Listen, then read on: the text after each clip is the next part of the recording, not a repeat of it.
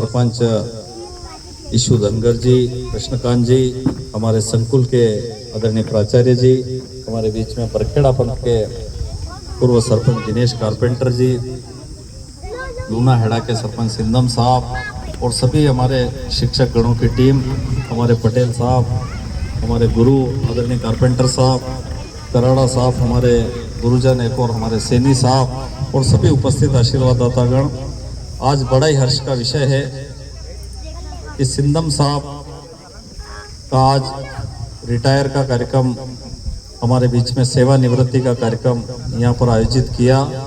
निश्चित रूप से आप हम सब जानते हैं कि ये जो समय आता है, ये लंबे समय से इसकी प्रतीक्षा होती है कि एक दिन हमें सेवानिवृत्त होना है और वो दिन आज आ ही गया। आज हमारे गांव में 32 वर्षों से सेवा देने के बाद और उनका पूरा शिक्षा विभाग में सेवा का कार्यकाल 42 वर्ष होने के बाद आज के दिन हम उनको बहुत बहुत बधाई और शुभकामनाएं देंगे। इसी प्रकार से वो हमेशा स्वस्थ रहे, मुस्कुराते रहे और हम सब पर उनका आशीर्वाद हमेशा बना रहे।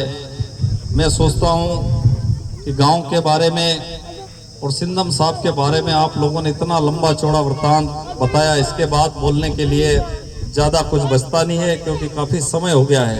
कराड़ा साहब ने ठीक कहा था कि शिक्षा जो चीज़ है और उसको जिस प्रकार से बच्चे को समझाया जाता है, तो हमारी बहन बता रही थी कि सिंदम साहब को कभी गुस्सा नहीं आता। मैं भी हमेशा जब भी देखता था उनको, हमेशा चिर परिचित अंदाज में वो मुस्कुराते हुए मिलते थे और कभी कभी झगड़ते भी थे, तो वहाँ से झगड़ने के लिए आते थे तो ऐसा लगता था कि झगड़ रहे कि मुस्कुरा रहे, समझ में नहीं आ रहा।